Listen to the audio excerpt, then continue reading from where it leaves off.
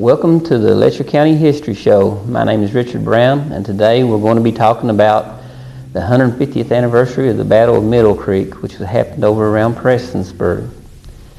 And of course, that wasn't very far from here, but it had something to do with Letcher County because, as you'll see, a lot of the soldiers involved were from Letcher County, plus they came from Whitesburg to the battlefield and back to Whitesburg again. And the story will develop and you'll see the connection with Letcher County. Well, the commander of the Union troops was Colonel James Garfield. Later on in life, he would go on to be the President of the United States. But at this time, he was a colonel, and he was at Louisa in Lawrence County over the Eastern Division of the Kentucky troops in Eastern Kentucky. Well, as I said, he was stationed in Lawrence County at Louisa, and he had heard that Humphrey Marshall's Department of the Army of Eastern Kentucky had come to Paintsville, and so he decided he wanted to push him out. So he gathered his troops and began to march toward Paintsville. On the other side of the coin, General Marshall, Humphrey Marshall, was the commander of the Confederate troops. And they, at first, was stationed at Whitesburg, but then they moved into Prestonsburg, then they moved on to Paintsville. Well, at Paintsville, they had run out of provisions and decided to move back toward Prestonsburg. And so at the time that Garfield started moving toward them, they had moved back toward Prestonsburg and was there at a place called Abbott's Creek, just outside Prestonsburg. Well, Garfield had good spies in the area, and so he knew where Humphrey Marshall and his men were. So he decided to split his army and send one down and around to come in by the lower end of Abbott's Creek, while he and the other part come up through Abbott's Creek. Well, not only did he have spies out, also Humphrey Marshall did, and so it didn't take long for Humphrey Marshall to figure out what he was doing.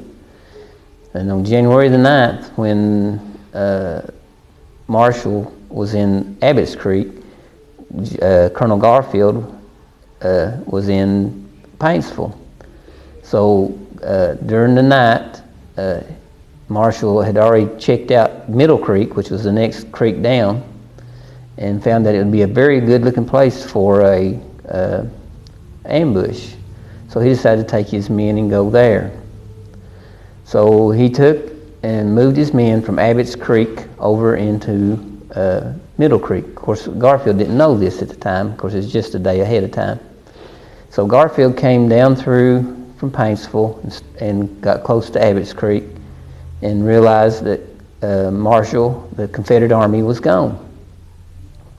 Well, the Confederate Army was, like I said, was commanded by Marshall, but he also had Colonel John S. Williams as being his second in command, and he was a very good commander. And the 5th Kentucky was a part of the Confederate Army, and the 5th Kentucky was, like it said, pretty much made up of Kentuckians. And one company, Company F, was made up of 135 Letcher Countyans, commanded by Captain at that time, Ben Caudle. And so now you can see one of the connections, that the whole company was of Letcher County soldiers. But not only that, the other connection was you had some Letcher County soldiers in the Union Army that was coming toward them, and they were in the 22nd Kentucky Infantry. So it's going to be another story of Kentuckians fighting Kentuckians, and actually relative against relative, and neighbor against neighbor. Well, the 5th Kentucky, when they were training, someone happened to walk by and say, "Boy, them guys sure do look like ragamuffins," because they were all dressed in rough clothing and uniforms and so forth, and they were, had rough beat guns and so forth.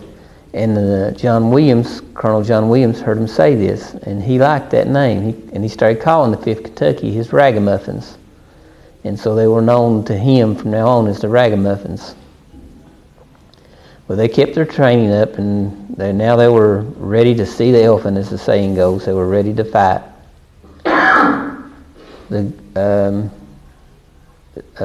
At this time, James Garfield sent some of his men up in Middle Creek, and then when he did, Marshall had cavalry posted at the mouth of Middle Creek, and they started hit and run tactics on the infantry soldiers, hitting them and running back and then hitting them again. And they moved up Middle Creek. And at this time, I'll take and show you on the map how the battle developed.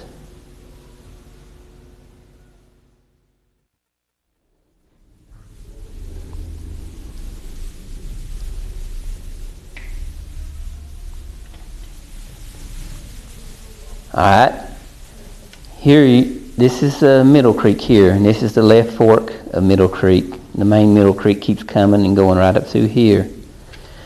Garfield was down here, and when he got up to here, he realized, just like Marshall did, that there's a good chance that this would be a good place for an ambush, so he halted down here. Meanwhile, John Williams placed the 5th Kentucky on the ridge on this side, on the south side of the creek, and then placed the 29th Virginia out from them along the ridge, and he placed the cannons. He had Jeffers Battery, 6 cannons. He placed them here on the end of the point where this fork split, and he placed the 54th Virginia behind them for reserve and to protect the cannons. And he placed the 1st Kentucky Battalion up on this side of the ridge. So therefore, when the Union came up through here, they'd be caught in a crossfire plus the cannon fire coming this way. Well, it would have worked out good, except when Garfield got to here, he also suspected something was wrong, and he sent his cavalry to charge up through here. So the cavalry charged up through here, and just as they crossed by between all the soldiers, they opened up on them, and then of course that was what Garfield was hoping for, to find out where they were. So they turned around and streamed back down to where Garfield's army was. Then Garfield now knew where the ambush was, and so he sent his men he sent the 14th and 22nd Kentucky across the creek on the north side to attack the 1st Kentucky.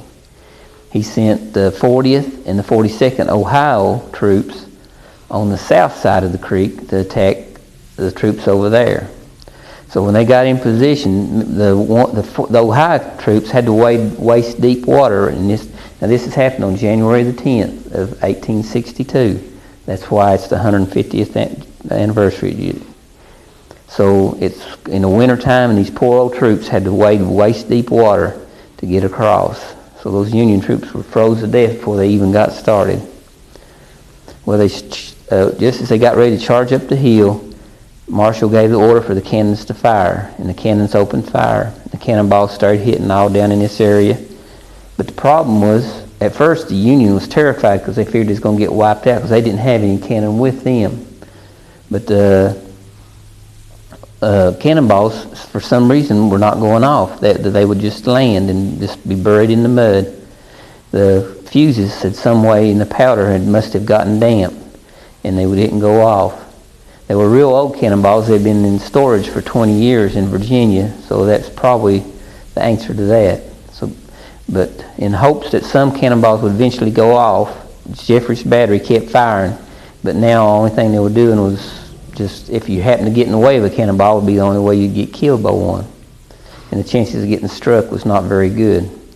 But the cannons kept going, and then the Union, both sides charged up the hill. Now both sides, you had more troops on the south side, but they wasn't armed very well. They had shotguns, muzzle-loading shotguns, muzzle-loading rifles, flint locks. They had a mixture of everything because this was still early in the war, and they hadn't been issued real good guns yet. But now on the other side of the creek, where there were fewer soldiers, the Kentucky troops on that side had the Belgian rifles, so they had better firepower on this side. They were better equipped, so they could handle more soldiers than what the 29th and the 5th could. The 5th took the brunt of the attack at first, and as they charged up the hill, they managed to push the Union soldiers back down the hill. And Garfield sent more troops up, and they kept charging up the hill. They would get up into the tree line and then stop because they couldn't force themselves to go on up into the fire. The 5th Kentucky and the 29th Virginia, like I said, had old ancient equipment, arms, and they even carried their bullets in their pockets and didn't even have enough stuff to carry with them. So they would lay their ammunition out on rocks and on trees nearby and use them to fire with. Well, they charged, and finally John S. Williams seen they were getting frustrated, so he thought the time was right. So he had the 5th Kentucky and the 29th Virginia charge down the hill, and when they did, they pushed Ohioans back down to the creek. And when the Kentucky Union troops on the other side seen what was happening, they got scared, so they ran back down the hill. So now they were back to back, and the officers managed to get a control of them and managed to push the Confederates back up the hill to their original position. Now the battle had been going on for over 2 hours, and they still hadn't got anywhere. They had pushed, the Union couldn't get up, and the Confederates couldn't push them out totally. So Garfield decided to send in his reserves. So he sent in what troops he had left, and they charged along again up the hills, and they managed to push them up some, but still wasn't able to push them all the way out. So they were still at a stalemate. Now they've been fighting for almost 4 hours, when all of a sudden they heard a bunch of cheering coming from behind, and here come another Union army marching up Middle Creek. So just like saying the cavalry to the rescue, except it was this time it's the infantry to the rescue. And here come a bunch, several hundred more Union soldiers. So now Marshall divided them up and sent them in waves also against the Kentucky Confederates. This time, with much more manpower, they were able to push the Kentuckians back up to the top of the hill, the top of the ridge on both sides. The 1st Kentucky come back up in here, and the 5th Kentucky come back up along the ridge line here, and the 29th along the ridge line here. And they also sent some Union soldiers up through here. So Jeffrey's battery had to pull their cannons and fled up Left Fork, and the 54th dropped down and opened up on them. So they were now, it was like in a horseshoe. The battle was going in a horseshoe. But the cannons were no longer firing.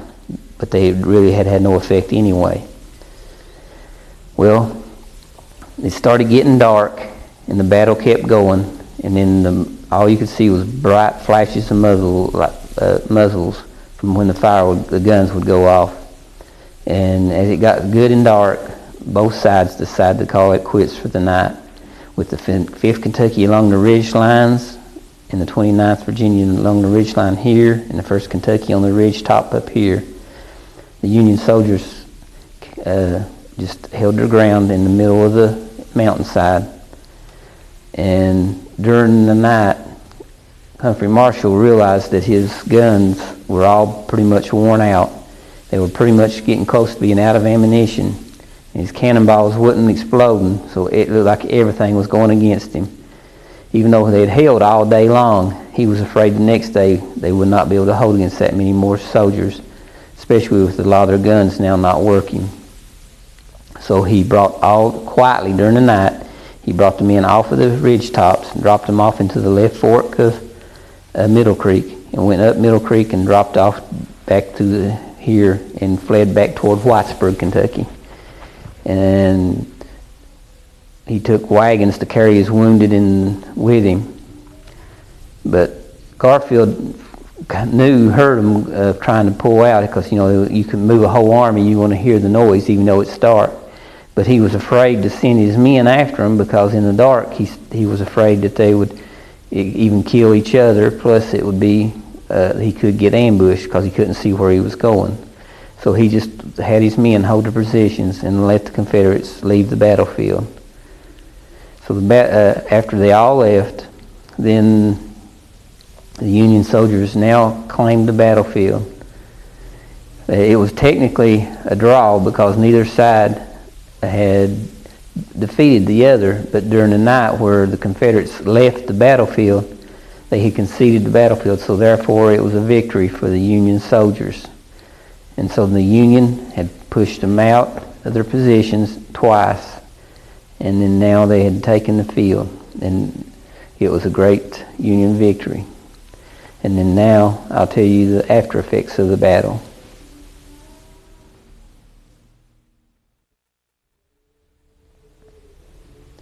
Well, in front of me here you can see a double-barreled shotgun. This is an old black powder double-barreled shotgun, and it belonged to my great-great-grandfather, Sergeant John B. Cornett, who was at the Battle of Middle Creek, and this is the gun he was carrying, which at that time it was a decent gun, but it would have been for close-up work only, as you can tell, like all shotguns would have been.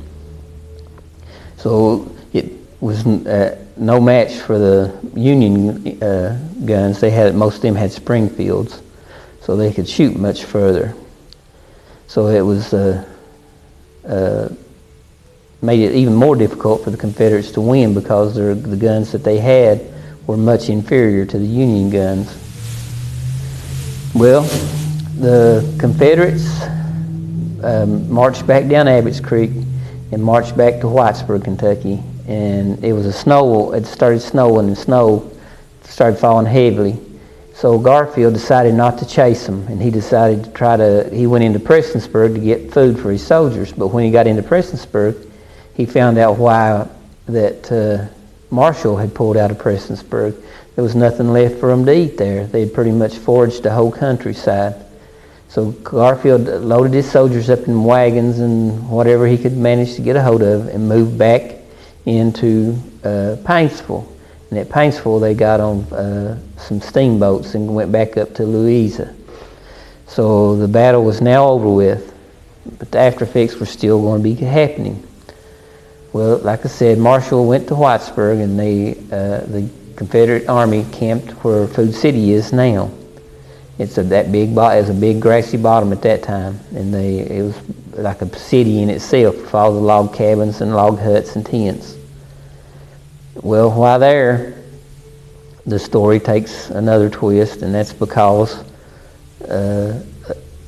measles and mumps and fever started ripping through the camp, and they had over 300 men sick. They built a military hospital at the mouth of Sand Lick there to try to treat them. But soon the hospital was flowing over with sick soldiers. So then people started taking them into their homes nearby. So the whole area in Whitesburg had soldiers in their homes sick, trying to take care of these sick soldiers. And that, of course, doing something like that spread the sickness even more. So there was even more people come down with the measles and mumps and sickness.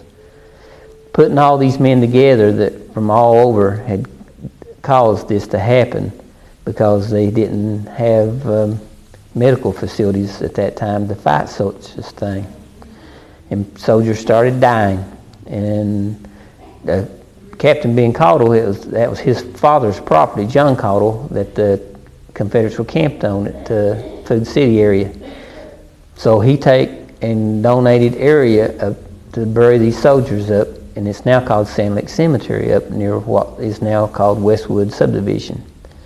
So he gave a bunch of plots for the soldiers to be buried up there, and so they started burying a lot of these Confederate soldiers in this cemetery. And unfortunately, the records got burnt and destroyed, but there could be as many as 50 to 75 or more Confederate soldiers buried in that small area. Well, there's another irony of the war was due to cannonballs. You remember me telling you that the cannonballs didn't go off. Well, when Garfield started to send some more his army back toward Whitesburg to fight them at Whitesburg, Marshall's army had been depleted now by so much from sickness that he decided he couldn't fight them there either. So he decided to pull back through Pound Gap. So when he started pulling back to Pound Gap, they went up through Whitesburg and up the Kentucky River, and he decided to get rid of the cannonballs because he said there was no use in packing those cannonballs that wasn't going off. So he had them dump them in the Kentucky River up around Mayking. Well, when he did that, some of the local people there seen him do it, and one certain couple, John and Sarah Adams, got some of those cannonballs out and took home with them. Because John's son was in the Army, so he knew that those cannonballs had powder in them. So he was going to, and powder was very hard to come by, black powder. So he decided he was going to take the fuse out of that cannonball, one of them, and get the powder out and dry it out. Well, unfortunately, something went terribly wrong, and the cannonball, just like the one you see here in front of me, in this case here, it exploded, and it killed John and Sarah both and burnt their cabin down, unfortunately. And they're both buried up at what some people call Webb Island, which is the old cemetery beside the Mayking Elementary School up there. And they're both buried in that cemetery. So unfortunately, the cannonballs that had not killed a single soldier during the battle had managed to take the lives of 2 civilians after the battle was over with, which was another irony of war. So the Confederates fled on up and went through to Pound Gap, and they holed up at Pound Gap for a while. And they helped Major John Thompson build cabins and a hospital there. They had 60 cabins built on the Virginia side of Pound Gap there, and had a hospital built there and a commissary. And they also built a jailhouse there, because anybody that was caught trying to go from Virginia to Kentucky or Kentucky into Virginia that didn't have papers would be held in that jail until they could decide what to do with them. Well, eventually John Williams and Humphrey Marshall had to pull back into Abingdon, toward Abingdon, Virginia, back toward their headquarters. And this ended the Battle of Middle Creek and the fight afterwards. I hope y'all enjoy trying to learn about your history, because as you can see, you had a lot of history right here in Letcher County. You had Letcher County soldiers fighting in the Middle Creek, and they had trained here before they went there, and then they've come to here afterwards.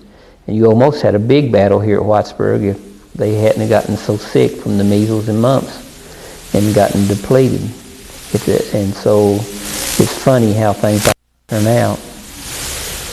Well, this was a great Union victory, because at this time there had been no Union victories. Confederates had won every battle pretty much had been fought. So the North, the papers went wild with it, and they made Garfield a hero. And the government promoted him to a general, so he was now General James Garfield, for appreciation of having defeated the Confederates at Middle Creek. And this would also help him later on in his run for the presidency. So I appreciate your patience with me. And if you get a chance, come down to the museum and you can see this cannonball for yourself and other stuff doing with the Civil War. They have a small segment in the museum here that is dedicated to the Civil War. So if you get a chance, please come down and visit the museum, and plus that way you can see what all else the museum has to offer. And it's got a lot to do with Letcher County. Thank you for watching the Channel 98 and the government channel. And until next time, have a good day, and we'll see you later.